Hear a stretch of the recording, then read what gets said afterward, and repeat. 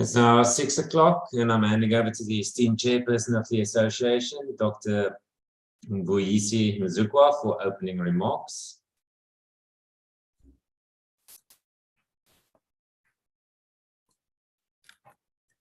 Good evening, colleagues. Thank you very much for joining this webinar. I'm Dr. Mvuyisi Mzukwa. I'm the chair of the South African Medical Association. I'm thrilled to welcome you to a very topical webinar hosted by Sama and our friends from Mediation in Motion. As colleagues, undoubtedly aware, we are facing a medical legal crisis in the country with claims and costs of claims spiraling. The situation seems dire and unsustainable. Not only are the costs involved astronomical, but the impact that litigation has on those involved also cannot be ignored. The adversarial litigation proceedings stand in stark contrast to the trusting, caring doctor-patient relationship that existed prior to things going wrong. I'm sure you'll agree with me on that. As we look towards ways to address this issue, SAMA has looked towards mediation as one possible part of the solution.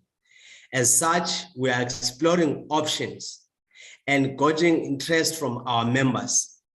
Tonight, we are honored truly to be joined by Advocate Alan Nelson.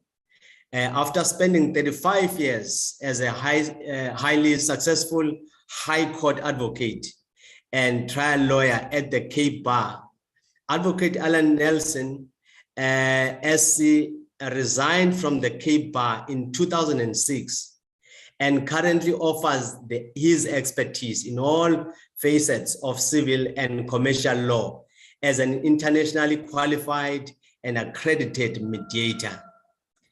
He currently trains mediators at the University of Cape Town and is a co-founder of the MIM Peace and Mediation Training Center, where specialist mediators are trained under the auspices of UCT to conduct mediation in specialist fields. Alan serves on 3 mediation panels and is an elected member of the ADR Forum for the Western Cape Government. He recently co-founded Mediation in Motion, a not-for-profit company that promotes mediation and links those in need to specialist mediators, free of charge via innovative electronic processes. He frequently addresses audiences on mediation. We look forward to this very important presentation and future collaboration with Mediation in Motion. Over to you, Alan.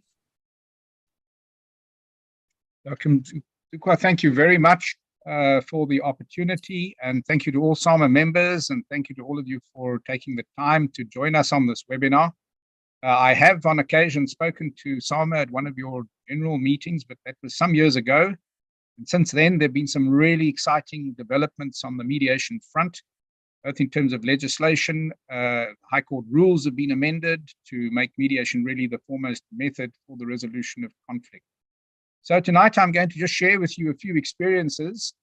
As Dr. Mzukwa said, I was an advocate, senior advocate for many years, and specialized in litigation. And I think I must start this talk by confessing to all of you that I didn't leave litigation because I didn't enjoy it. In fact, it's an incredibly exciting profession, very challenging, and as you probably know, extremely rewarding. Probably one of the best paid professions that there is in terms of how much you earn and so on. So why is it that I changed from a mediator, from a litigator to a mediator? Given that I enjoyed it so much and that I financially was very richly rewarded? Well, the truth of the matter is, at the end of the day, I became the subject matter of 4 court cases in my personal capacity. During all my years at the bar, I was never involved in litigation myself. But towards the end, I became involved in 4 court cases. I'm not going to bore you with the details of those cases, but what I do want to tell you is that for the first time, when I experienced litigation as a participant in the process rather than as a legal representative, I realized the incredible trauma that people go through when they are subjected to litigation. And if I say incredible, believe you me, it is worse than that. I don't know if there's some of you present here this evening that have had that experience. I'm sure if there are, that you will all absolutely agree with me that it is a horrific, horrific experience. And so, having gone through university where we were taught litigation and how to litigate, I now turned to other options to see how they would compare. And actually, I traveled the world and I went all over and I made inquiries of how things are done in different countries. And I learned amazingly 10 years ago that there is another way. So essentially, if we look at conflict and even medico-legal conflict, there are 2 ways of addressing all conflict, essentially. The one is adversarial and adjudicative. I've prepared a few slides. I hate talking to slides, but I'll comment on them in a moment. But so you've got the adversarial and adjudicative way of dealing with conflict, and then you've got the consensual.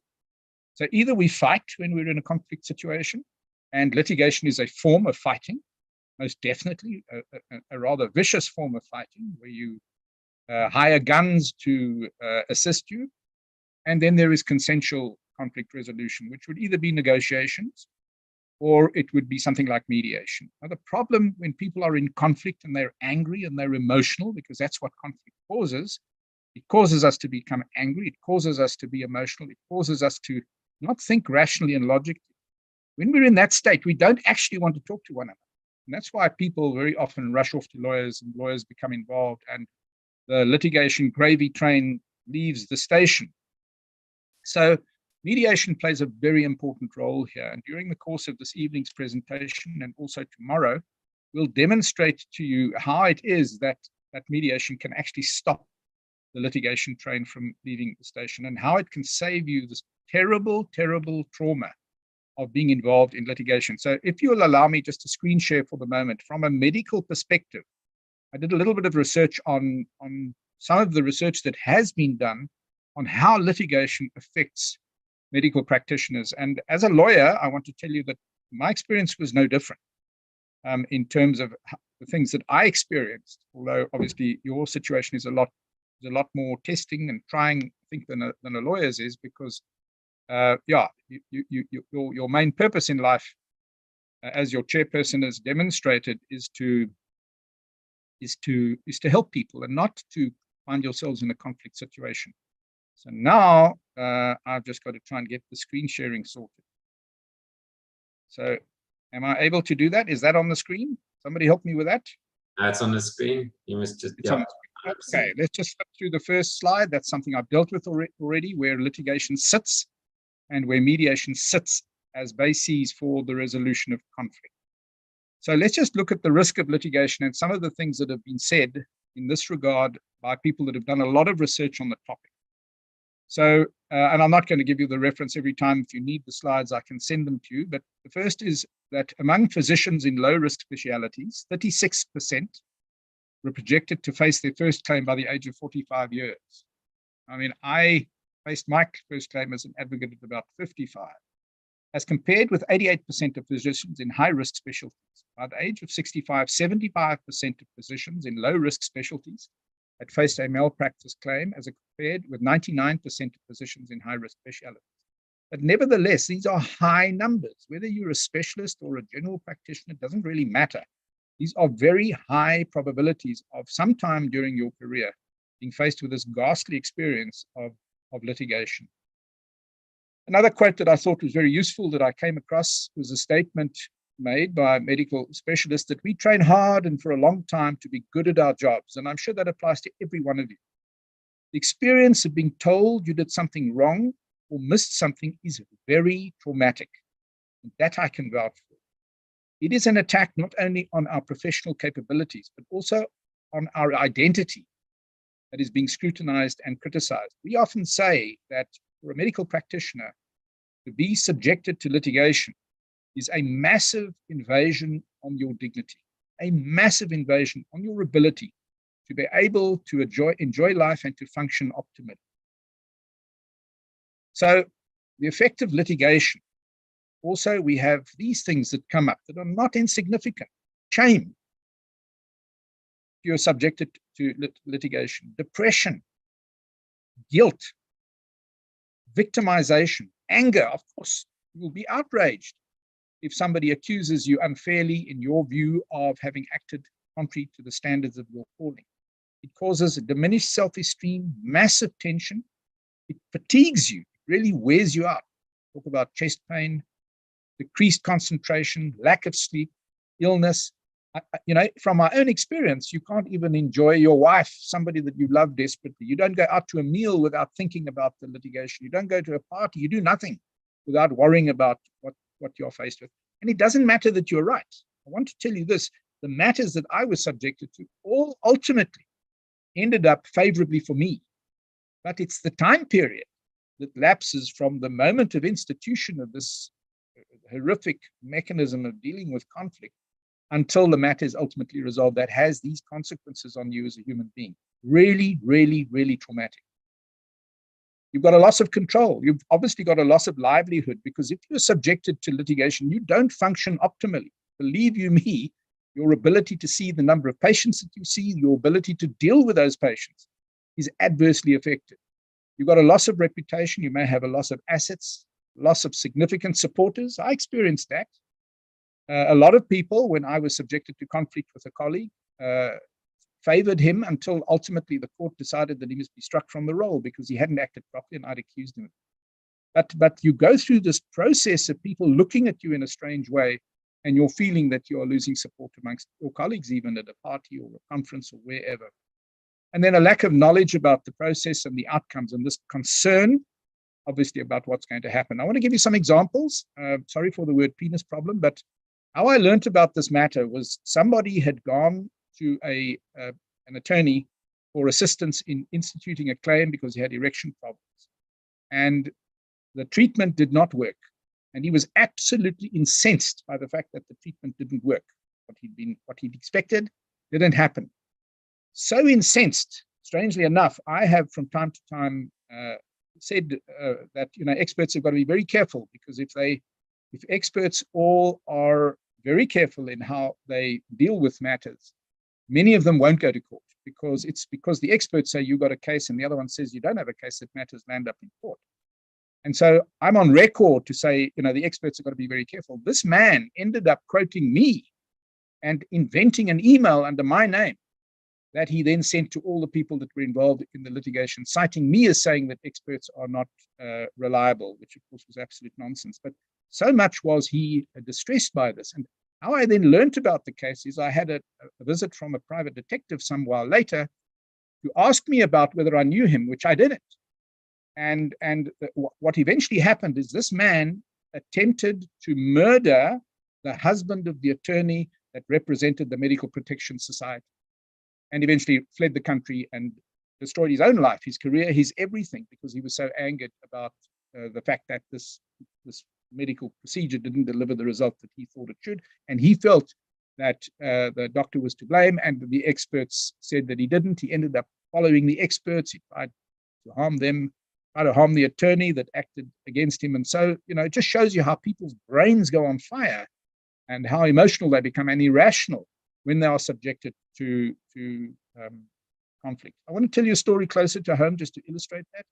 I'm married myself to a general practitioner, a wonderful human being. I'm sure you all feel that about your wives, but somebody who's worked in state hospitals all her life, dedicated, never taken a day off sick, even though she's 70 years old now, totally committed. And for her, it's not about the money, it's just about helping people. So she treats a patient that is brought in by his family from upcountry, and they come to her to ask her to prescribe medication. And he doesn't have a file with a local hospital, neither do they have any indication of what medication he's on. So she says, one of the 40 patients that she sees per day, she says, look, go home, come back later, bring me the medication that you're on so that I can see what I should prescribe. What happens by some twist of fate is he doesn't come back. The patient doesn't come back. A member of the family comes back with a file from the hospital. That file's under this patient's name. And she opens the file and she sees what medication is in the file and she prescribes the same medication. and the medication is then taken by this elderly person from up country, and he nearly dies. He ends up in intensive care. Fortunately, he pulls through, but the family were super traumatized by this experience, and so reported my wife to the superintendent of the hospital. She was so traumatized by this that she never told me about it. A few weeks went by, and I saw this woman, my wife, going through this incredible trauma. And I said to her, love, what's wrong? And she said, I don't want to talk about it. And days went by when she had this, I don't want to talk about it scenario, obviously fleeing from the conflict scenario, trying to just get it out of the way. And eventually I said, look, you've got to tell me. And I'm honest with you if I tell you that by that stage, I genuinely thought my marriage was over. She was going to tell me she's met some other guy and she doesn't know how to tell me, but she's leaving home or whatever. That's how bad I experienced it. And I wasn't even the party. I'm just a related one. So conflict doesn't just harm the people that are in it. It harms everybody around them, as it did to me. But anyway, cut a long story short, I then said, love, simple, sit down. We wrote a letter to the superintendent of the hospital, telling the super exactly what had happened, confessing where my wife felt she had erred, and she had, obviously, and asking the superintendent for an opportunity to meet with the family just to tell them how sorry she was and the circumstances around the error that she made, how busy she was on that particular day, and what she could have done differently. And you know what? The superintendent showed that letter to the family. The family came back, "Nee wat, Dr. Nelson is wonderlik. Anybody can make a mistake. Don't worry, no problem. Thank you very much for her willingness to meet with us. That's not even necessary." And that's what mediation actually at the end of the day is about. I think if I wasn't a mediator, I wouldn't have given that advice. And certainly if I had my litigation speciality cap on, I would have said, here's a great case. If I was acting for that family, and we probably would have ended up suing the super dedicated person and destroying her life completely. So yeah, that's and then I've also mentioned the fact that I've been both a defendant and a plaintiff in litigation. And you know, even if you're a plaintiff in litigation, it's traumatic. So what are other consequences of litigation? I'm sure some of you might have experienced this. You view patients as the enemy rather than people that you want to help. And this actually goes against everything that you are, not only as a doctor, but also as a human being. You'll order more tests. You'll practice more conservatively in ways the studies have shown do not benefit patients at all, that just run up costs unnecessarily because you're so scared of this possibility of being sued. So let's just have a look at how to achieve just outcomes in the case of mediation versus litigation. But pause a moment at what justice is. And a good definition of justice is achieving an outcome that is morally right and fair and in accordance with the law. So we've got justice on the one hand that supposedly achieves these objectives, and mediation on the other that we say does. Now, I've spent 40 years as a litigator and 10 years as a mediator. I have mediated hundreds of cases, many of those medico-legal matters, and I'm absolutely convinced, totally and utterly convinced in my heart that mediation is a far better mechanism for achieving just outcomes than litigations. Far, far better. And I'm ashamed to say that even though most of my cases I won, I didn't actually do justice because we achieved an outcome that was right in terms of the law. But was it morally right? Was it fair to everybody concerned, including the parties that I won for? Because, you know, if you win a court case, you don't get back all your costs. You can only recover between 40 and 60% of your costs. The rest you have to pay. It's what they call attorney and client fees. But it's not only that.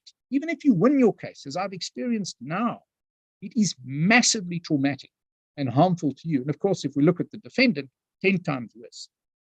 So let's just look at the definition of litigation. Here's a process where public officials, and let me stress that, judges, I've acted as a judge myself, I've known judges all my practicing career. Some of them are wonderful people, but at the end of the day, they are all just human beings. And they make mistakes all the time. And so you subject yourself to this uncertain process where it could go your way and it might not go. And often it depends on the quality of the legal advisor that represents you, whether you're going to win or lose, or which judge you draw on that particular day.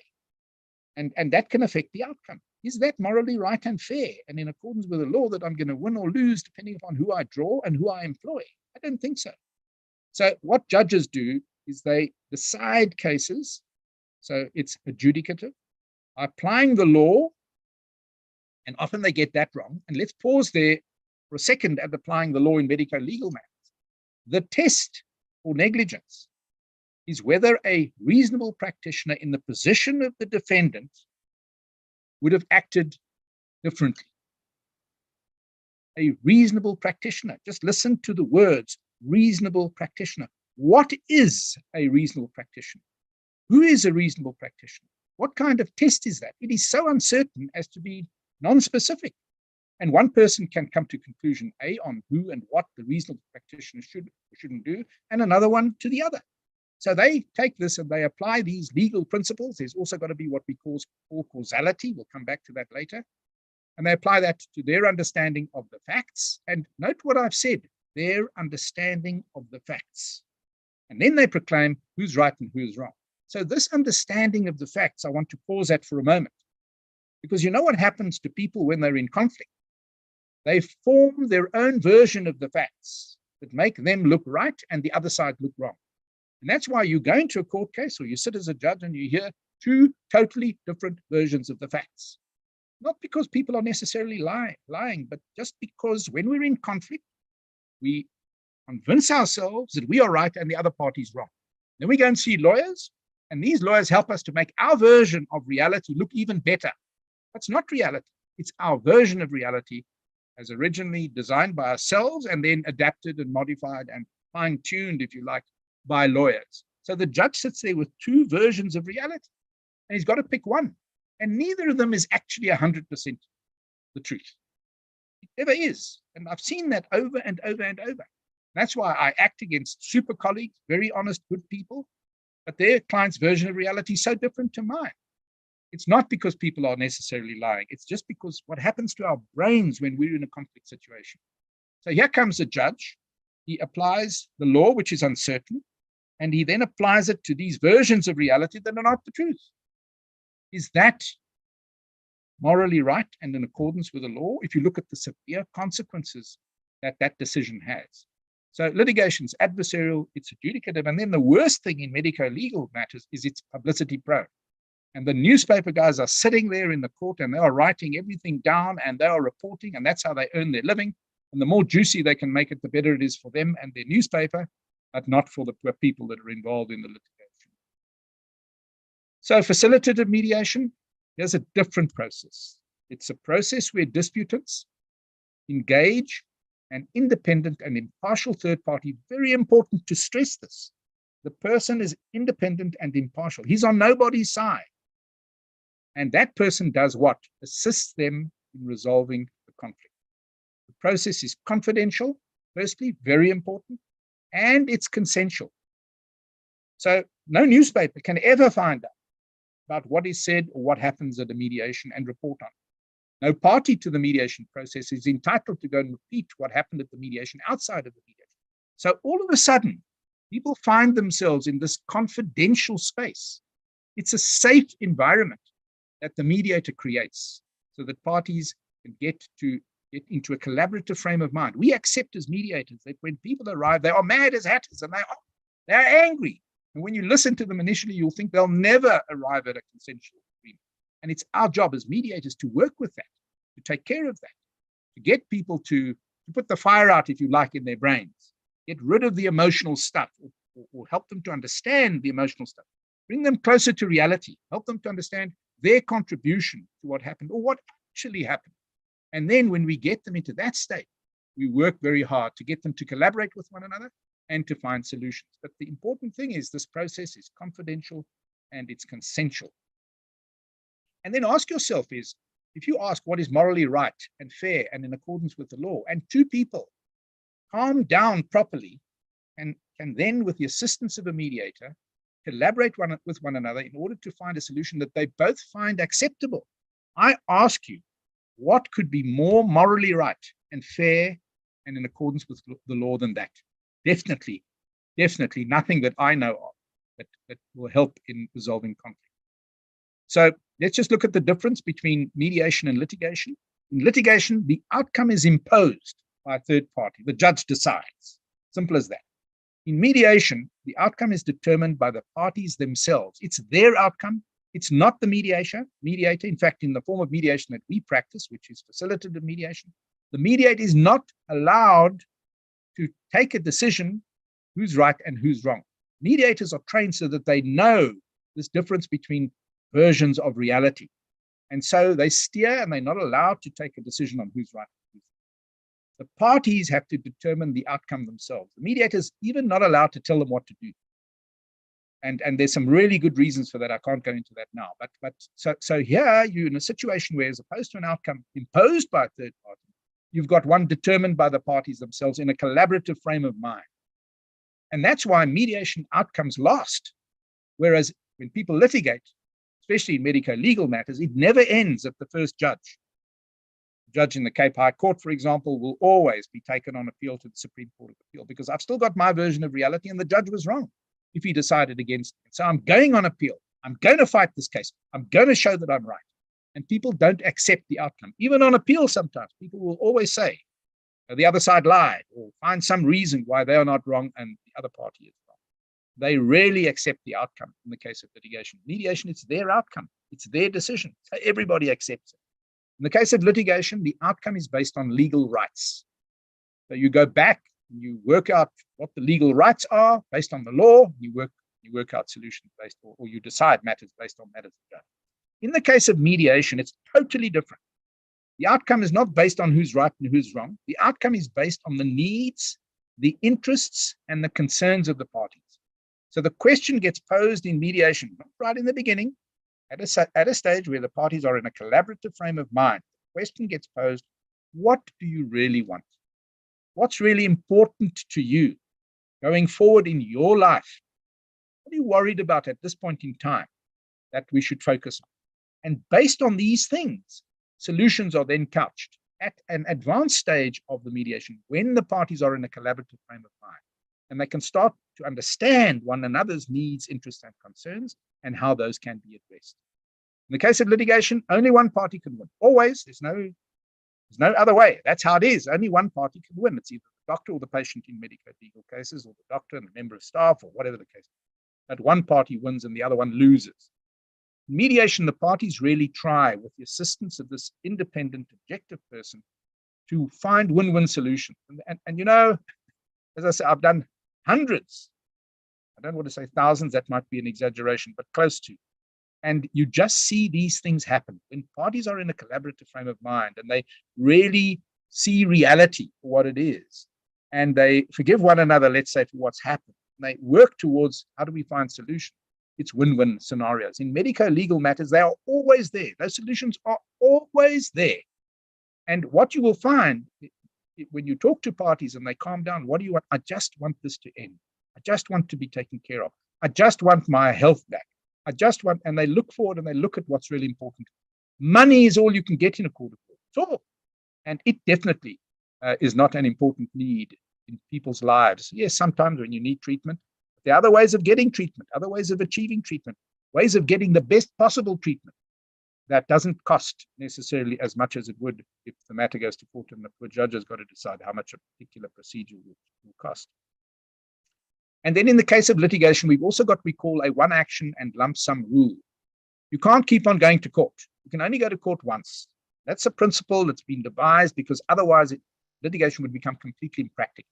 It can't work otherwise, because you can't have one judge deciding a matter today and then at a later stage when something else emerges, a new need, a new complication, a new difficulty, you can't then go back over the whole thing again before another judge and get the other judge to decide it. And the other thing about this lump sum rule, you get one chance to claim. So now you go into this scenario where, okay, there've been past costs for medical stuff and so on, but you don't know the future.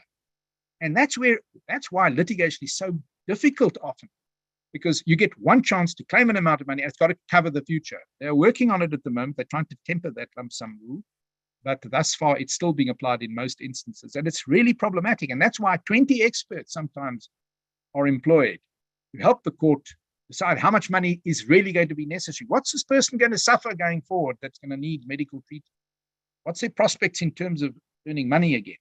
And all of those things then have to be speculated on based on expert evidence. And then the judge takes a decision. It's not certain. And it's this lump sum rule that's very problematic.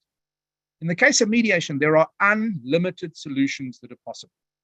We're doing the mock mediation tomorrow night. I don't want to foreshadow it and let the cat out of the bag. Come to that mock mediation tomorrow night. The chairman of mediators, Dr. Shamal Rameso, is going to be the mediator, and then see just how this unbelievable process has this ability to produce unlimited solutions and really get to what's super important to people and couch solutions around that. Sometimes not monetary. In fact, more often than not, in my experience, not monetary or partly monetary and partly other things. So litigation is incredibly time consuming. It's super expensive. And medical cases can take 10 years and more, and they cost millions, believe you me, because of this engagement of experts. I'll deal with that later. So mediation, on the other hand, is quick and inexpensive. 1 to 2 days maximum, and it costs less than 1% of what litigation does. But the real magic in terms of time is you can mediate a matter within 2 weeks of an incident, like I was trying to achieve for my wife in the conversation with patients, while everything is fresh in everybody's minds. You do it right then, right there, and you can take care of it, and you can end the trauma for everybody. Litigation, it sits there, as we will, and I'm sure many of you know these cases that just run on and on and on. And in the process, win or lose, they really do destroy lives. So let's look at these two cases that I mentioned a moment ago. One is in the private sector and the other one in the public sector. So the AD and IB versus MEC for Health and Social Development matter was a case that ran here in the Cape High Court. At the time, I was an acting judge, and I know that the judge that dealt with this matter is one of the best judges that we have in the country. So this is not because of his inefficiency or lack of insight and knowledge. There was a case involving a baby that suffered cerebral palsy at birth. Time taken from the incident to the judgment given by our judge was 8 years. By the way, they did not litigate on liability. The 8 years were consumed litigating simply on the amount of money, what we call quantum, that needed to be awarded. 8 years. The number of experts that we engaged with, 37. The duration of the trial and the argument was 51 days. The amount awarded was 17 million. And on good authority, I have it now that the costs were more than the amount awarded. It cost more to run this case than what the patient ultimately got. Is that justice? Is that morally right and fair and in accordance with the law? And the trauma that this matter caused the mother and the father of this child, because of exactly the things we've been talking about, not just the doctor that suffers, it's the patient too, or the patient's parents in this instance. So traumatic that they got divorced in the process. So this child gets a lump sum of money after 8 years, and all of you know that cerebral palsy, you can only improve the child's condition in the first 4 years. After that, it's stuck. You can do nothing. So she gets money after 8 years. It can do nothing to improve her condition. She gets parents that are divorced, and she gets this lump sum amount. And I can tell you also, I have it now on good authority that the 17 million has been used up. And so she's trying to get more money from the Western Cape government. Morally right and fair and in accordance with the law? I wonder. So we've done calculations. A mediation of that matter would have cost between 0.25 to 0.32% of the costs that were incurred. And here's what the judge said, Judge Rogers. He said it's disconcerting to a judge to be faced with opposing phalanxes of experts. On the one side, supporting higher claims, and on the other side, supporting lower claims, with the gaps between them often very great. Is it mere coincidence that each side's experts reached conclusions favorable to the side that engaged? The problem, it's a real problem. What you find in practice is that lawyers are doing a lot of these kind of cases on a contingency basis. That means they don't get paid if they lose. They get paid more than they would normally earn if they win. 20% or double the fee, whichever is the lower. So it is hugely beneficial for one to take on a contingency case and win it. And what we're finding in practice is that these contingency lawyers have their, let's use the judge's word, phalanxes of experts. And we tend to find the same experts often for plaintiffs. And what does this tell us? And we know that some of these experts don't even practice their professions anymore. And and earn up to 80,000 Rand, for example, for an expert report, and charge the same fee as a senior advocate for appearing in court every day. They don't even practice anymore because they earn so much money out of this litigation. But what's their dilemma? They support an attorney who's acting on contingency. The attorney loses, he gets nothing, and it costs him, make no mistake. So if you regularly get briefed as an expert by a particular attorney who acts on contingency, is it going to be in your interest for him to lose and become angry with you and never give you a job again? Obviously. And so, with respect, a lot of the problem that we have with medico-legal claims can be attributed to the expert. Some of it to the lawyers as well, but you wouldn't go to court if an expert didn't tell you that you had a good case. And so this is what the judge comments on just on the quantum side of things, never mind the merits. So here's the vicious circle. For the public sector, you get these claims, more legal costs are incurred, and it's millions that are being incurred in these cases all over the country. As a result, the hospitals, as you know, have to pay these claims. There's poorer infrastructure because of a reduced budget. And so more claims, because more mistakes get made by less competent people or the lack of equipment that should be there. And so the vicious cycle just continues, continues, and continues. And at the heart of it, I'm sorry to say this, but we have serial experts and the contingency fee notion. That was a very good idea to begin with, to give people access to justice. But it is destroying our health sector, with the greatest disrespect, and destroying a lot of lives. And it will explain to you why we are very much now trying to do something, and the state is doing something, everybody's trying to do something to change things. Thankfully, and it's after many years of talking about this. So here's another case, Chapakin and Levy versus Minnie. It was a private sector matter, a case where a patient suffered a rare stroke in evolution. 2 general practitioners examined her. Her condition of a stroke in evolution was not diagnosed by either of them. The patient wasn't admitted to a hospital or referred to a specialist. So the matter starts in the High Court in Cape Town, and thus the High Court in Cape Town held the general practitioners both liable for negligence, and held that had they not been negligent, this patient wouldn't have suffered as she did, and so found against both practitioners. The matter then went on appeal to the Supreme Court of Appeal, and lo and behold, the Supreme Court of Appeal found not only that there was no negligence, but also that there was no causality between what the doctors had done and the end result. The case on the merits only took 10 years. I spoke to the advocate in preparation for this talk to you about this matter that acted for the doctors. He said the impact on them was devastating. He said, this is definitely a matter that should have been mediated. Well, we're going to run a role play tomorrow night on similar facts. Obviously, we've anonymized it and changed the facts because we don't know all the details. But just to demonstrate to you what the difference is if this matter had gone to mediation.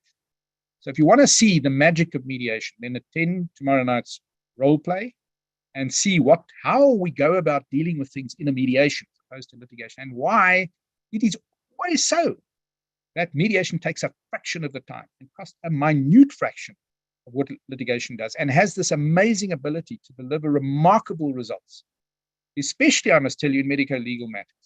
But come tomorrow night, and then we'll have a conversation about that after the role play mediation has been done. So I have no doubt, none at all in my heart, that mediation is a far better way of achieving justice than litigation is. Never mind that we say to the judges, justice this and justice that, and that's their name. They actually don't have the ability of delivering just outcomes, and certainly not to the extent that mediation has. So how does mediation work? I'm going to be quite brief on this. Firstly, all mediations take place in terms of an agreement. The agreement is written, and the agreement sets out a few things. 1, the terms on which the engagement is going to take place. 2, who must be present. And let me pause here. When we mediate, you always have to have people at the mediation that can take a decision on the basis of settlement, or have a direct line. It's preferable that they should be there personally. But if they can't, then they must have a direct line to the person that is going to take the decision. And here's the problem with litigation. You litigate many, many cases in which the decision maker is not there. He doesn't even know whether the case is going well or going bad. I've had so many conversations with colleagues to say, listen, man, we can see you're going to lose this case hands down. What are we doing carrying on with this litigation? Why don't we settle? And they say, look, man, I'm acting for the state. There's nobody I can talk to. I'm acting for a big corporation. Who do I talk to get people to agree to a settlement? This thing must just run its course. Let the judge give his judgment, and then they will act on that judgment. I know I'm going to lose, but it doesn't matter. Mediation is not like that. It only happens if the people that are in attendance can take a decision on how it should be resolved. Very, very, very important benefit of mediation and litigation. So mediation can take place in two possible ways. We're doing a lot of online mediations these days. It's amazing. It's quick. It's inexpensive. I didn't think it would ever work. I always thought that you had to have a face-to-face scenario in order to mediate because of the emotions involved and need for the parties at some stage to address one another and so on. And then COVID came. And with the University of Cape Town, we decided to do online mediation training. And a large part of that training is to take real life cases that went to court and get the parties to role play through them, much the same way it's going to happen tomorrow night. And we saw during that exercise that, hang on a minute, here's a possibility that you could do mediations online, an amazing possibility to do mediation online. It's almost as good as face-to-face. The only thing is there's an emphasis on the face and the body language gets a little bit lost. But for the rest, it's very effective. So what can we do? We can sit in Cape Town and we can mediate a matter in Johannesburg or wherever in the online method. Nobody has to travel anywhere. None of the doctors, none of the people that are involved, the mediator, the other people involved, lawyers involved. Nobody has to travel. Everybody can be online, and there it is. We deal with these things in that way, and it's super successful. Other way, of course, is face-to-face, where everybody will then come and they will meet the mediator together, and they will meet at a particular place, and the mediation takes place face-to-face. I want to illustrate just quickly the procedure for the day. So mediation is informal, all about informality. It's all about the mediator showing the parties in everything that he or she does that they are independent and objective, that they're on nobody's side. It's all about the mediator earning parties' trust. This earning of trust is so, so, so important in the whole mediation process, because the best way to get people to open up in terms of getting away from this version of reality is to earn their trust and then meet with them privately, which the mediator does. The best way to calm people down is to earn their trust and then to meet with them privately. The best way to calm people down is to get them to focus on important things, such as who they are and where they come from and how they feel about the other party and why they actually went for treatment to a particular doctor. And many times people will then start to think, but hang on, this guy's been my doctor for 10 years. We have a fantastic relationship. Or I went to him because I was told he's the best in the business. That's why I was there. And so we calm them down, we get them to see reality. And often it's also very useful when you earn somebody's trust to get them to share really confidential information with you. And often they don't want you to tell the doctor, or the doctor doesn't want the patient to hear what he or she has to say until you've shown them the benefit of that. And then you will get what we call a mandate, communicate certain stuff at a particular stage, and you will be able to. So what is, maybe I could pause here, I don't know whether I posed the question somewhere in this presentation, but what is the fundamental role of a mediator? It is to create a safe environment, an environment that is conducive to getting the parties to collaborate with one another and start to generate as many possible solutions as they can in order for the matter to be resolved, and then help them through the process of appreciating which is the best option or options for resolution, and then helping them to ultimately sign the contract. But it's all about, the mediator is not to blame if there's no agreement. Sometimes people don't want to agree. I had one matter in particular where the person had his eyes treated. He was so angry, he didn't even want to see the specialist who did the operation. That matter, a couple of weeks later, went to trial and he lost the case. And I know that everybody was prepared to help him from the other side on the day that we met. But he was so angry, he wasn't prepared to even meet face-to-face with a medical practitioner, wasn't prepared to look him in the face at all. And that's one of the things that we need to try to overcome as mediators. It's not always possible. So our question to ourselves as mediators is, have we done everything in our power to create a safe environment, an enabling environment, so that the parties can collaborate and can try and find a solution? If you've done that and people don't want to settle, well, that's their problem. But I'm very, very thankful to be able to tell you that other than this one case, I've never experienced that in the hundreds of matters that I've mediated. and medico-legal matters. So it doesn't happen often, but it will happen perhaps, and then the mediator has to ask himself this important question. So how does it all start? The mediator starts the mediation. You're going to see this all tomorrow night, telling people how informal the process is, congratulating them perhaps for coming to the mediation, and then explaining to them how mediation works. He'll tell them that, look, this is an informal process. It's not a court of law. If there are lawyers present, he'll deal with the lawyers in a particular way to also make sure the lawyers don't turn against the process. Although you tell them what their place is, that they don't play a prominent role here as they do in the court of law, you will nevertheless do your best to make sure that they appreciate you by your telling them that you kind of congratulate them for bringing their clients to the mediation. Because in a sense, that definitely shows that the lawyers, if they bring their clients to mediation, they are acting contrary to their own interest, because if the matter is resolved in the mediation, they earn a hell of a lot less than what they would if it's litigated.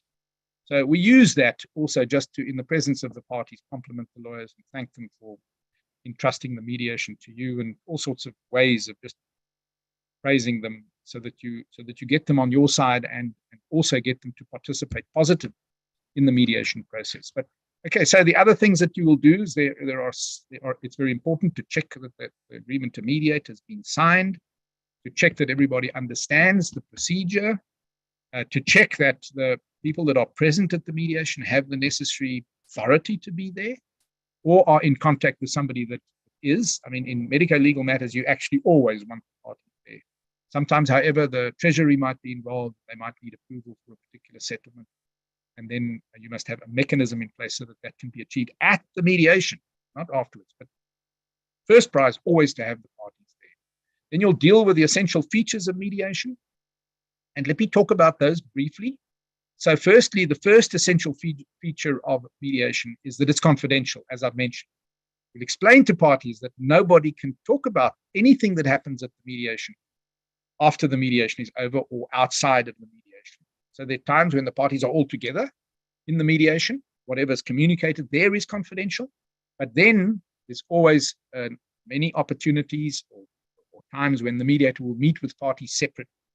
And he needs to convince them that what is communicated during that private session will not be taken out of the private session without that party's permission. Why? Because you want the person to see he can share anything with you. He can tell you anything. And you're not going to take it to the other side without getting his okay. In other words, a mandate to do that. And you're going to see how that is achieved tomorrow. But its importance is, again, the safe space. You talk to me now, we are alone, and help me to understand this, tell me about that, etc., etc. So that's the first essential feature. The next essential feature that the mediator will mention is he will place emphasis on the fact that this is a voluntary process. And it is. Come to the mediation because you have decided, probably on the advice of your lawyer, to give this process a try. You come here because you want to be. And that, congratulations for that. I think it's a very sensible decision, the mediator might add, or words to that effect. But then he'll also stress to the parties that, look, become voluntary, it means you can leave at any stage. You don't have to stay at the mediation. You only stay for as long as you think it's going to be beneficial and there's hope. But will the mediator say to both of the parties, can I have each of your undertaking that you won't abandon this process without talking to me, telling me why you want to abandon it, and giving me as your mediator an opportunity to address that. Now, what's the magic of that, Ryder? And then he'll get each party's agreement. The magic of that is that when somebody wants to leave, and sometimes people do get angry when they disagree with one another and they're very unhappy about how the thing seems to be going, or they've got the impression that you might be biased, they want to leave. And you say, okay, let's have a side session. You talk to me confidentially, tell me what it is that's bothering you, and then you give me a chance to see if I can't address that for you, or at least discuss it with you, see what the problem is. Now, let me tell you something. Mediation is voluntary. But if that rider is added and you ask each of the parties to give you an agreement that they won't walk out without talking to you, if you're a mediator worth your salt, you can keep them in the negotiation for as long as needs be, because they don't lose the right to leave later. They can 10 minutes later say we want to leave. I've never had an instance where after a side session with the party who wants to leave, that party's not returned to the negotiating table. I've had some clever lawyer who's said that his client's not going to come to the special meeting. He'll come, only to tell me that his client's not coming back, obviously on his advice. But that's not what we deal with. Is now we are very careful to say, each of the parties have to personally agree to come to this further meeting to address why it is that they want to leave. And that's how you keep them there. So as a mediator, you keep the negotiations going, keep this enabling environment going until an agreement is reached, which is an amazing thing, and it really, really works. So although it's voluntary and they can leave, they don't leave if you know what you're doing. Then the next essential feature of mediation is that it takes place without prejudice. What does that mean? And we emphasize this when we're talking to parties at the beginning of the mediation. We say, nothing that you say or do, no offer, no agreement, no concession, no apology can prejudice you if the mediation is not successful. And if the matter has to go to court, it goes to court. And nothing that's said or happens at the mediation can be communicated to the judge. So you are safe. You're in an absolutely safe environment. It can't harm you in any way. You make an offer and the other side doesn't accept it, it's not going to harm you. If you say something, if you apologize, for example, legal matters, very important, apologies, well-timed apologies, I must add. If you apologize in a mediation, it's confidential, it's without prejudice. So if the mediation is not successful, it can't harm you in any way. I mean, how powerful is that? Also looking back at what happened in my wife's instance. So really, really important. And then the fourth essential feature of mediation that we'll talk to the parties about right at the beginning is we'll say to them, listen, mediation is non-binding until a written agreement is drafted and signed. What that means is, that means you can put anything on the table, any idea, any thought or settlement, in the knowledge that you can withdraw it later. It doesn't bind you. Only bind you if it's in writing. Why do we do this? Because we really want to create this environment where parties start to think out of the box, put forward any idea of solutions that they think could help. I had a situation where a doctor was going to the Vic Falls because he'd won some competition. And when I asked him to be imaginative about possible solutions, he said, yeah, she can have my right to go to the Vic Falls. Another instance, I've got a holiday cottage. I can go and use my holiday cottage for the next couple of years. We only use it for 3 weeks a year. It's there. Doesn't cost the doctor anything, has massive value for the patient that feels that something hasn't gone quite the way they want to. So these are the kind of solutions we want people to put on the table. And that's why we've got this non-binding principle that it's non-binding until a written agreement is signed. Now, a lot of attorneys are going to tell you, mediation means nothing because non-binding. That is wrong, fundamentally, completely and absolutely wrong. It's only non-binding until a written agreement is signed. If a written agreement is signed, it's as enforceable as any other written agreement. What it does, which is very important, the written agreement novates the conflict-causing set of facts. So if you've signed a written agreement, you can't revert back in the court of law or anywhere else to what happened and try and claim money, because that dispute, that conflict is gone, and it's now replaced by the agreement. You can enforce the agreement, of course. If there's been litigation, summons has been issued, and the court case has started, you can take that agreement to a judge, and you can ask the judge to make it a court of law. To make it a order of the court, and then it has the power, the same force as a judgment given by the court. It's an order that you can enforce as you would any other judgment after a 10-year litigation environment. So it's got the same power as a judgment has, where there has been litigation. But of course, you can only do that if you're already before the court. If you're not, it's an agreement. Well, you can still sue on the agreement, and you can have that agreement made a judgment, and you can ultimately achieve the same objective. It just takes a minute. So those are the four essential features that the mediator will talk about at the beginning when he sort of sets the table. You'll also check that the parties have the necessary authority to sign a settlement agreement. You'll check that right at the beginning, and if it isn't there, he's not going to carry on. You'll also, you'll see it all tomorrow night, so I don't have to go through it all in elaborate detail, but he'll tell people what's going to happen, he'll prepare them for what's happening. He'll determine an order of things. So the mediator also does. Who speaks first? Who speaks second? How are we going to run this thing? He then takes care of how the day happens and talk to the parties about all those things. So that's what we call setting the table. Then the mediator, after that, after he's spoken to parties in this way, just told them what to expect and how things are going to run, what the essential features are, and the important formalities that must be taken care of. Then he will say, okay, I'm going to have a short coaching session with each of the parties. Now, that coaching session, and different mediators do things differently. We do it that way because we feel it's really important. Just after you've seen people, you've got to be very careful as a mediator that you do nothing that creates the impression with the other party that you're biased. But by the same token, it's very, very important that you do whatever you can to earn trust. And so one of the most amazing ways of earning trust is to show compassion and empathy. But if I did that while the parties were together, the one would think I'm biased and the other probably also. So that's why we feel this coaching session is important, so that you can show some compassion right at the beginning. Meet with the party separately, and you'll explain to the party that, you understand conflict, and you know that this is incredibly difficult. But although you're independent and impartial, you want to assure the person that you are going to do everything in your power as the mediator to help them through this. Everything that you possibly can, because you really feel for them. Now that's showing empathy and compassion, and we do it right at the beginning, and we continue to do that whenever we are alone with the party. And that's the way we earn trust. Showing empathy and compassion is how you earn trust and how you get people to relax and get them to realize that you're really there to help. So that's the first thing we do. We'll say a few things just to earn trust.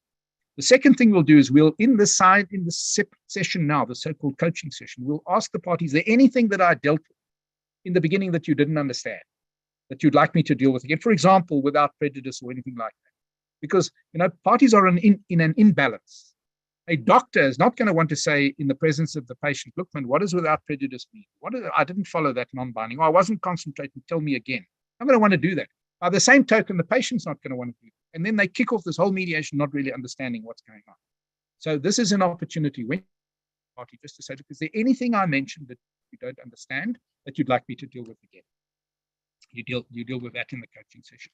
And then critically important is you explain to the parties that the very next step of the mediation, parties are going to be together in one room, and they're going to get a chance to tell one another why they are there.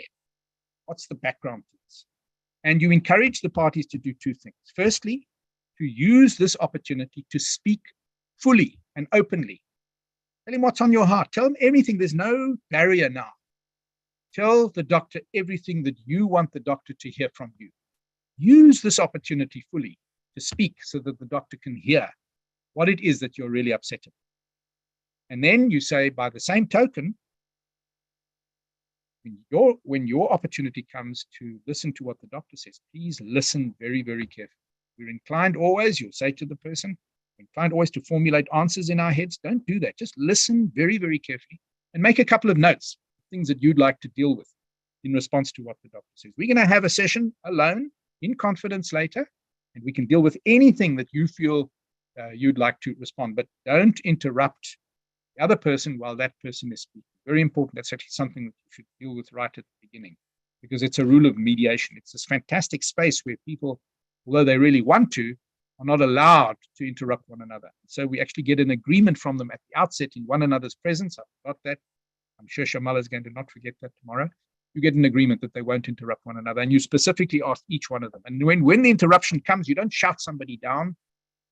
You say, look, can I just remind everybody we have this agreement we still here to. Okay, so then the last thing that you'll deal with in the coaching session is you now in this confidential space, ask the parties individually, each one of them, is there anything that I need to know about that is going to influence your ability to participate today? Sometimes people have a health condition and need frequent breaks to go to the toilet or whatever.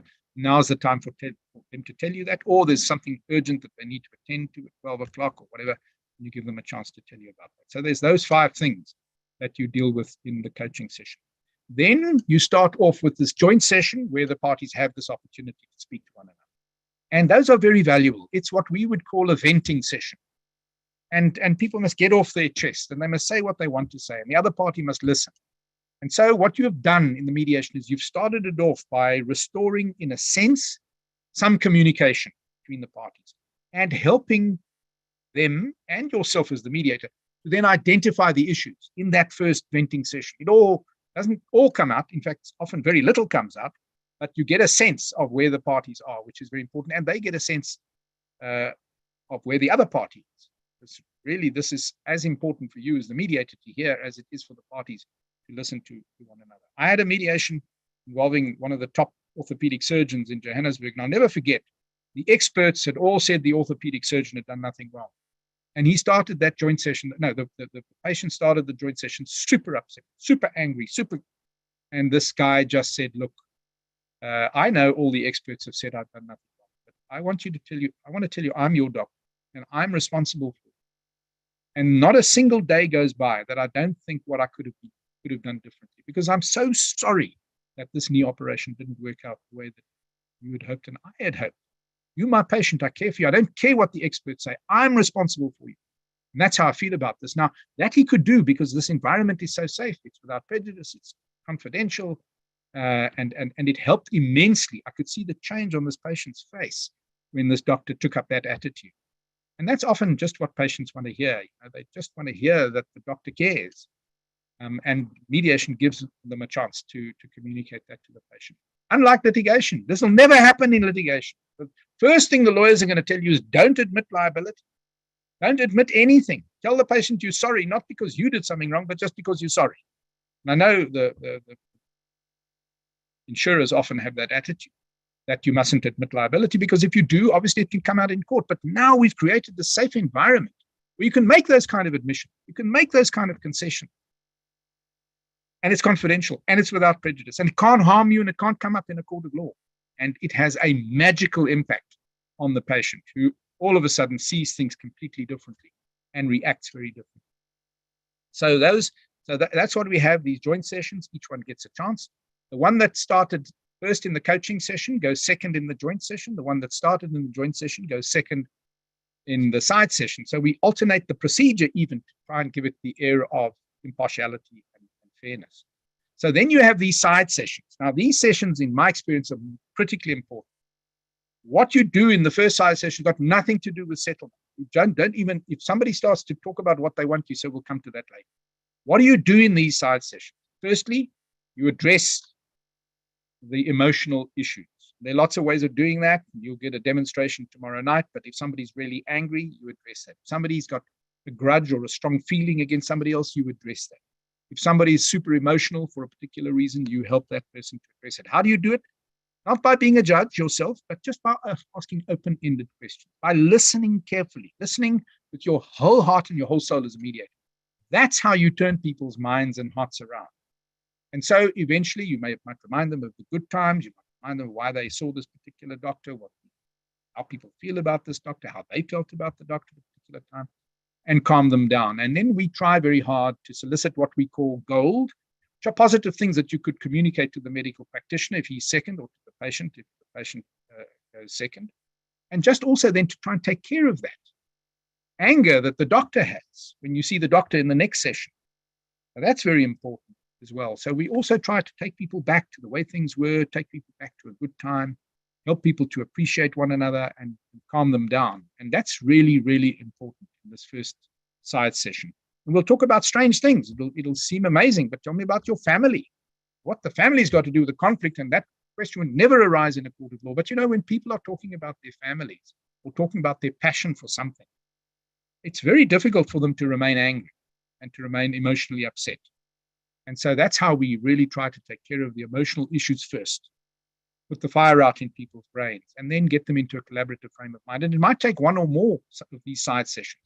Everything that happens at the side session is, of course, confidential. You remind the parties about that, just to free them up to talk freely and not to be restricted. So, and then obviously you go backwards and forwards in what we call shuttle sessions. And hopefully you will then, in later sessions, after you've got them to calm down, then to get to the stage where they must be think of solutions and be inventive, be out of the box and all sorts of things. And that's when the magic comes out. So we say in mediation, you've got to go slow to go fast. The solution comes fast. The stuff that you do beforehand takes time. Okay, so I've mentioned all these essential features. It's a structured process in a controlled environment, voluntary, non-binding until a written agreement is signed. It takes place without prejudice. It's confidential. The mediator is neutral, and it focuses on needs, interests, and concerns. The mediator's primary responsibility is to create an environment that enables the parties to achieve the best possible solution to conflict. We tend to stress that because money is always a solution of some kind. It's not the best one. Very rarely it is. So you've got to spend time and you've got to go through the other possible solutions first. So the best solution, very often we find, in fact, it's a fact, costs party A the least and has the greatest value to party B, and vice versa. So let's take a patient-doctor scenario.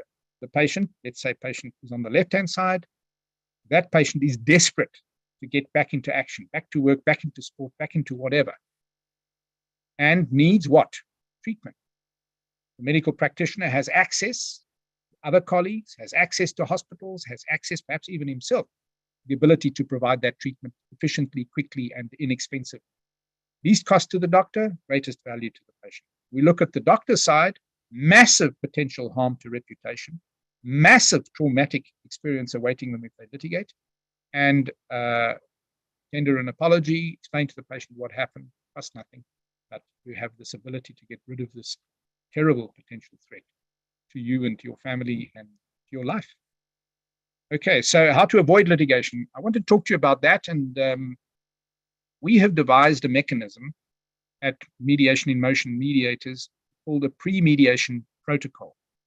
What that is that every single one of the mediators that are in our group, and we have over 600 qualified as trained mediators, and about 130, I think, Dr. Ramesi will correct me here, that are on our website. And if you were to look at Mediation in Motion Mediators website, you'll find pictures of the people, who they are, what their specialty are, how long they've been in business, what they charge, etc., everything about them. And every one of those mediators has committed to do a free pre-mediation meeting. Why did we start this protocol? We did because we realized how difficult it is to get parties that are in conflict to the negotiating table. So we have a pre-mediation meeting, which is you meet the guys. And these days we do all of these on Zoom. It takes 40 minutes. And during that pre-mediation meeting, we explain to the doctor and the patient, the hospital, whoever's involved in the conflict, how mediation works. And a lot of the stuff I've told you now will be canvassed in the pre-mediation meeting. And essentially, we show people that they've got absolutely nothing to lose by trying mediation. Give it a try. You never know what amazing results you can't achieve. I have not done, and I've done lots of free pre-mediation meetings. I've not done a single one where the parties have not gone on to mediate. So how do we get people to the mediation table, the pre-mediation table? Okay, I'm just going to go through the things that we do at the pre-mediation. Establish if the parties are suited for mediation, inform them about mediation, enable them to take an informed decision whether or not to mediate, we assist them to select a suitable mediator, we establish if they can afford mediation, and if they can't, we try and take care of that somehow. Often the other party is prepared to pay for it, or the insurer. We look at the necessity for legal representation and expert advice. I encourage parties to have legal representation at mediations. I know other mediators are not that keen, but I suppose it's because of my legal background that I'm comfortable dealing with lawyers. And we'll talk about their appointment. And the amazing thing that a lot of people don't realize is the bar councils, that's the organizations that represent the advocates at the different bars, have agreed that their advocates can assist parties in mediation as part of their contribution, their free contribution that they have to make to advance law and people.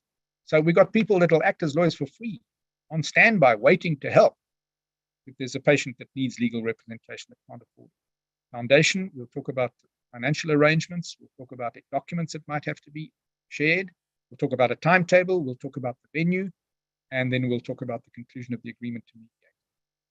I've even had cases where once we've gone through all of this, the parties say, but Alan, aren't you prepared to just carry on? Let's do the mediation now. And we do it, and it works. So this is the way of getting parties to the negotiating table. Really, really important. And if you're going to mediate the matter, and there's no obligation to use any of our mediators to mediate simply because he managed the pre-mediation, in fact, they must also tell you, if you want them to help you to choose another mediator, they will assist you to do that. But this pre-mediation is an opportunity to start earning trust. You can start this whole process and get them absolutely ready for this process and know that they have nothing to fear. So SASOG, that's the South African Society of Gynecologists and orthopedics, obstetrics and gynecologists. They have inserted the following MIMM pre-mediation meeting clause in all of the admission documents, not all of them, but I think about 90% of their members have. They've got a clause there that reads, in the event that the patient has a grievance against the hospital and or any of its employees or staff as a result of an adverse event, the patient and or hospital shall as soon as possible initiate a free and confidential MIMM pre-mediation meeting. We've got different wording. I know, Shamal, you'll probably deal with that, but this is the one that SASOG accepted. And then in the case of private practitioner, in the event that the patient has a grievance against the medical practitioner as a result of an adverse event, patient and or practitioner shall as soon as possible initiate a free and confidential MIMM pre-mediation meeting. We would like to see you insert that, as SAMA, encourage your members to insert that in their admission documents or put it on the wall of your practice or wherever. The benefit of this is if somebody wants to sue you, they are contractually committed to first go to a pre-mediation meeting. Not to mediate, they're not abandoning their right to mediate, they're not losing their constitutional right to litigate. All that you are insisting on is they take an informed decision whether or not to litigate. And the only way to do that, the best way to do that, is to go and talk to somebody in the presence of the other party about how this process really works.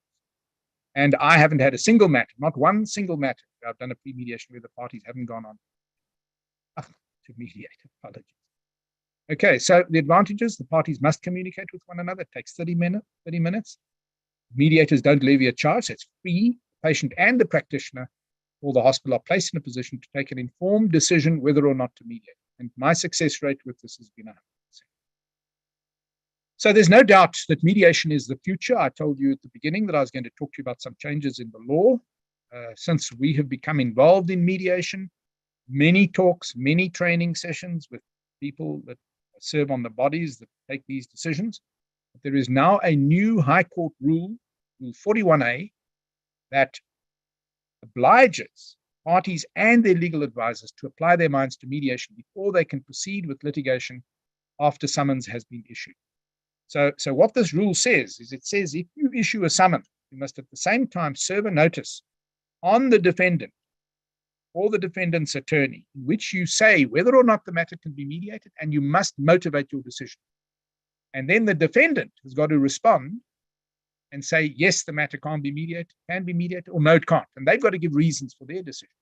And if the matter ends up going to court and not being mediated, those notices can be brought to the court's attention, and the court can take that into account when it makes a costs order. So, for example, an attorney who says a matter can't be mediated might be deprived of their costs. Or an attorney who says, a litigant who says a matter can't be mediated might find themselves having to pay the costs even though they win the case. So a super powerful new rule, which has really changed the future, and I think ultimately is going to make mediation the primary mechanism for the resolution of conflict. So more than 150 judges and magistrates were trained, I think about 3 weeks ago now, in mediation, which shows you that the judiciary is also taking this new rule seriously. And once we have a judgment or two which says, hey, attorney, sorry, you're not going to get paid, or hey, litigant, you might have won, but you must pay the other side's cost because there were good reasons to mediate, and you turned it down for reasons that are bad, then we are going to see a massive shift to most matters being mediated. And I can't imagine a single medico-legal case that can't be mediated. Really and truly, I can't. And so certainly if I'm called to testify at some stage when it comes to an appropriate cost award, I certainly will explain. I don't see any of these cases not being capable of being mediated. And my success rate, I'm sure many other people that have done this, is such that it's absolute insanity not to try mediation first. So then I thought to insert a quick word of becoming a mediator. Why? Well, in my experience, and as I say, I litigated many cases and big cases, and I won many cases, but I have never, in my days as a litigator, got the wonderful personal satisfaction that I do when I mediate matters and help people through conflict. It's amazing. It really is, I think, a wonderful thing to achieve. And those of you with expert knowledge of medicine are incredibly valuable. The question you have to ask yourself is am I the kind of person that will earn trust? And am I really committed to doing this? Because if you are one of those people, then you should become a mediator. And the other benefit of mediation, I'm sure Dr. Shamal Ramiso will talk to you about this, is it gives you an advanced ability to deal with conflict yourself, and thereby to avoid litigation, because you now have a full understanding of conflict, you know how to deal with it, And when something arises and the problem arises, then you use what you've learned as a mediator there and then to save yourself from this horrible possibility of litigation. So it takes 5-day courses, and it's done under the auspices of UCT, done online and face-to-face. The next course, when I started the slideshow, was on the 5th to the 9th of September. In fact, that course was filled up so quickly that the UCT and MIM have decided to have another one from the 12th to the 16th of December. And I know there's still some room on that, so if any of you are interested. Then that's the contact details. I'm sure that Sama has already perhaps distributed to you the details of that course. Yeah, and that's me. Thank you very much. I hope I haven't overstayed my welcome. I didn't see any notices saying that my time was up. But I don't know how long that took, to be honest. Okay, hour and a quarter. Apologies. But now we know you can get 2 ethics points. So any questions, Shamal? No, Alan, no real questions from my side. I'm just responding to some of the questions on the chat group. Perhaps you can also weigh in on some of the questions that were posed by the members on the webinar earlier. The first one was, how does mediation negate the greed of plaintiffs and their lawyers with regard to massive quantum that occur in litigation? Okay. So I kind of briefly typed in a comment about one of the best ways is to remind the plaintiff about the time and cost associated with litigation and the continuous trauma. Furthermore, there's no guarantee that the judgment will go in favor of the plaintiff if they enter into litigation. So it's almost a gamble. And mediators normally use these facts to reality check a plaintiff to enter into the mediation. And I just made a little comment that they lose nothing by entering into a mediation, because if the mediation is in itself is unsuccessful, they still have a right to litigate after. Yeah, absolutely. I mean, one of the comments that I've seen on an international comment by a senior advocate in, I think they call them Queen's Counsel in the UK, was, if my client's got a good case, why should I mediate? Well, absolutely. If your client's got a good case, go to the mediation and explain that to the other side and see what possible outcomes can be delivered. And then don't wait for 5 years or 10 years in order to get what it is that you really want. Even if it is money, go and see whether you can get money there too.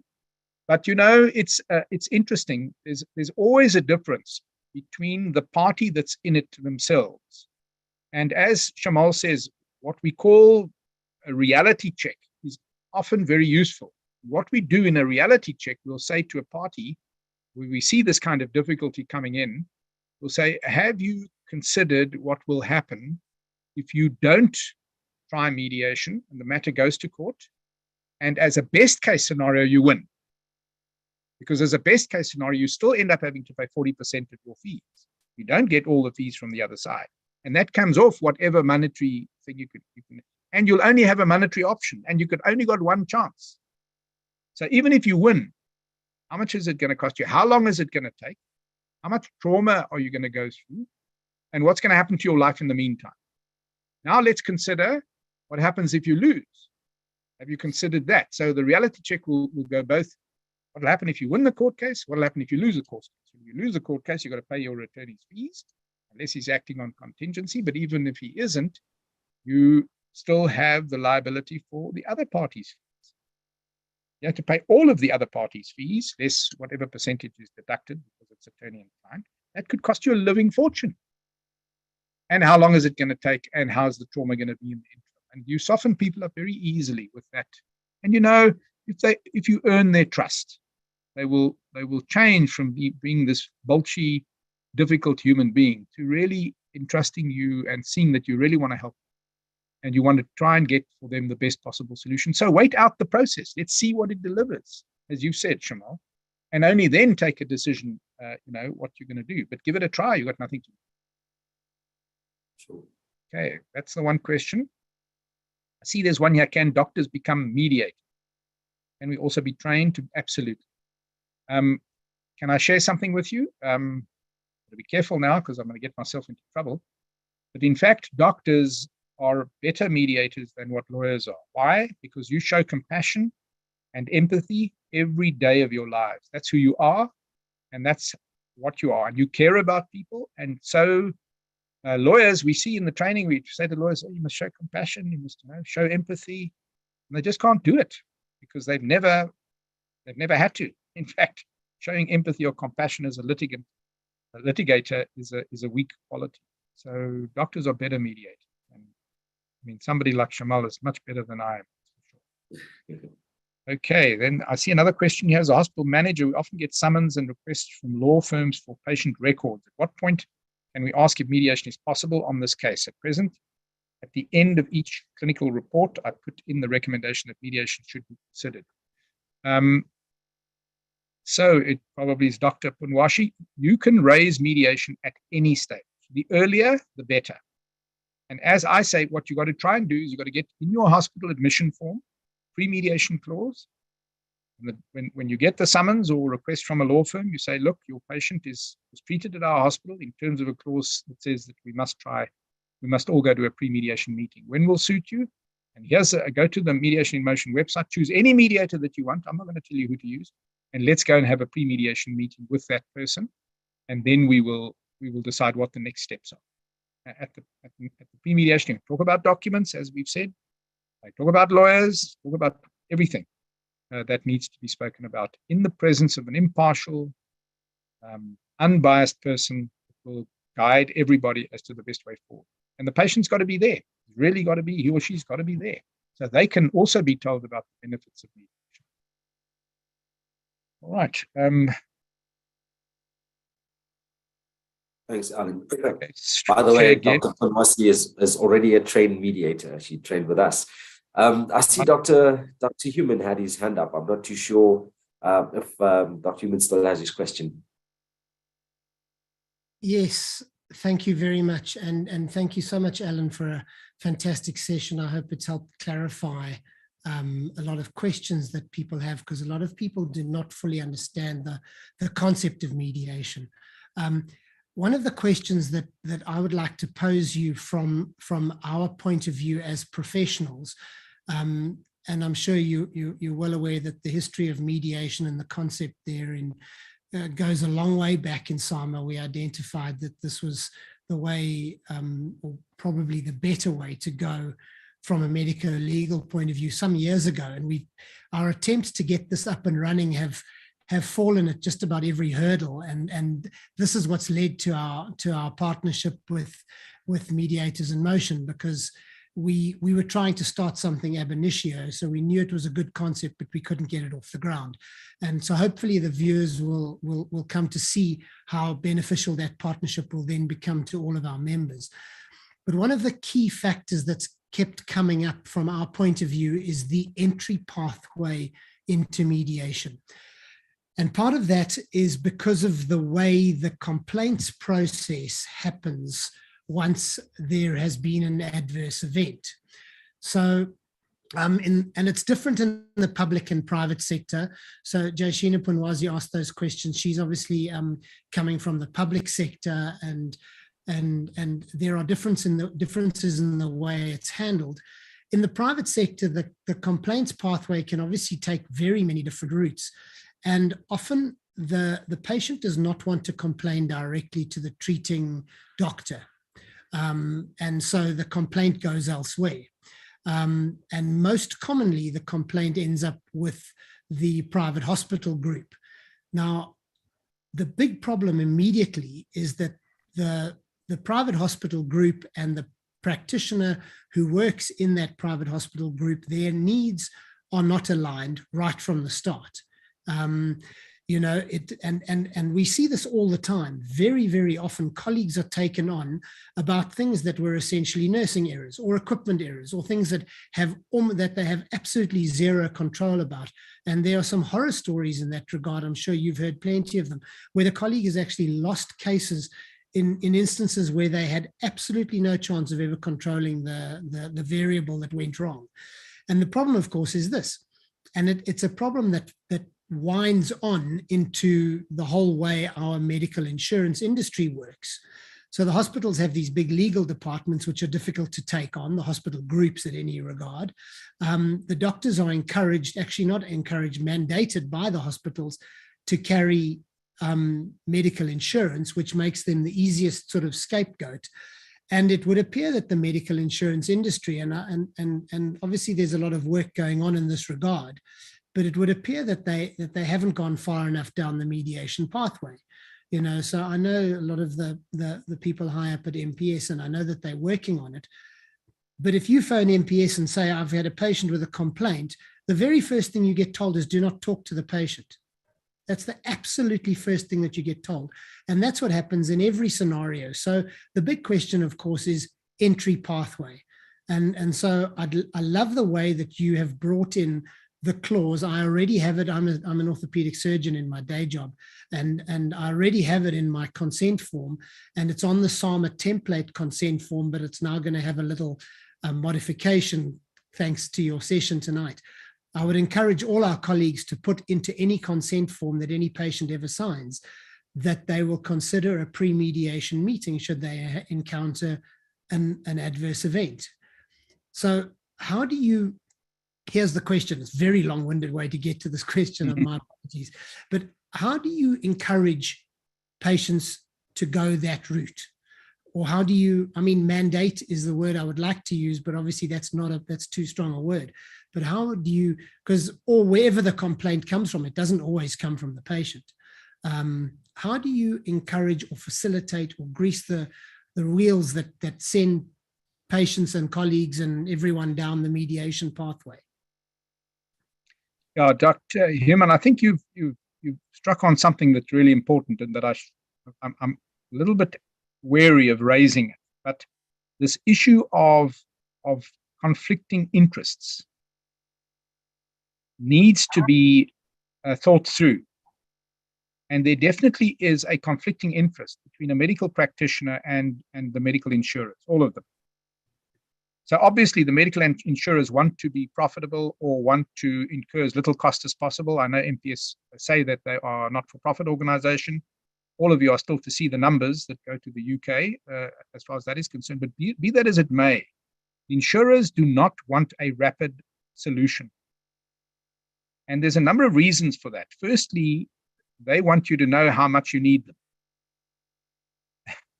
And for so long as there is this dread of litigation and extended litigation in particular hanging over your heads, you really have to be insured optimally to the greatest extent possible.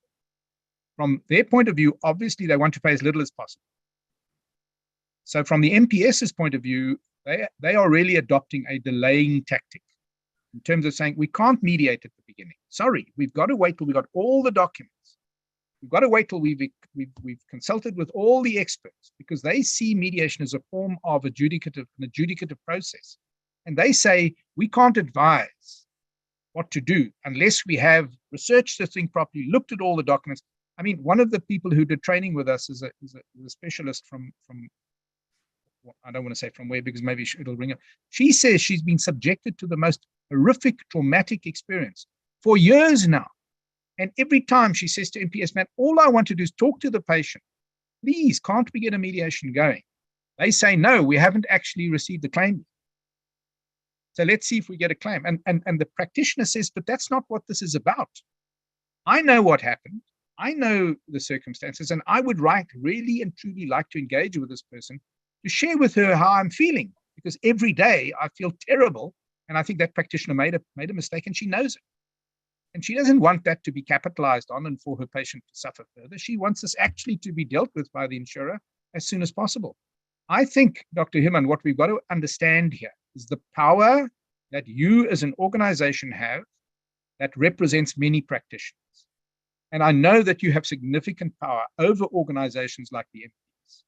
And I know that if you were to say to the MPS, this is what we want mediations when our members want them as soon as possible, because they want to put the stuff behind them. If it then becomes necessary to go the long route, and to go through the discovery process, and to go through the expert process, we can still do that. The mediation can still deliver that outcome if it's necessary. But let's all sit around the table as soon as possible and then see whether we can't reach a solution then.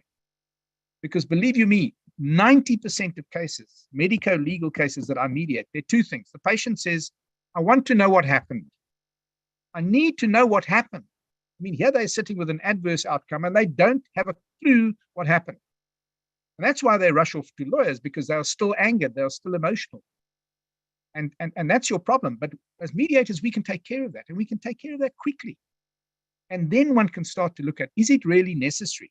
One, for money to be paid by MPS. Two, for the amount of money that MPS needs to pay. Are there other solutions, non-monetary ones, that we can explore that will have far greater benefit to the patient than any monetary claim? Give us the opportunity for our members to be able to talk to the patients as soon as an adverse event has occurred. Give us the opportunity for the mediation to draw in all interested parties. And that's another beautiful thing about mediation. If a matter involving a nurse or a hospital comes up in a pre-mediation, we would immediately encourage the parties to get all interested parties on board. And it's in the interest also of those hospitals. And they are as dependent on you as you are on them. You've just got to be a force that stands up and says, this is what we demand as SAMA must happen in the event of an adverse event. These are the steps. One, it's reported to us. Two, we will contact the parties. Three, we'll get a pre-mediation meeting going as quickly as possible. Cost nothing. Nobody can object to it. That's what we want. Those steps we insist on being taken as soon as possible. And I can assure you that many, many, many of the matters that linger on and linger on and linger on and destroy people's lives can be dealt with very quickly. But you've got to stand together, and you've got to say to the insurers who are very dependent on you, believe you me, for support, and the hospitals who are also very dependent on you, to say, this is what we want. You've got to put pre-mediation clauses in your admission forms. And we insist on that. And if you don't do it, then we'll do the following or the next thing or whatever. And that's what you got to do. You've got to insist that this proceed. It's so the thing also now is you're in the advantageous position of being able to say, but hang on a minute, when summons is issued, we're going to have to do it anyway. Why can't we do it now? I don't want to have a summons issued.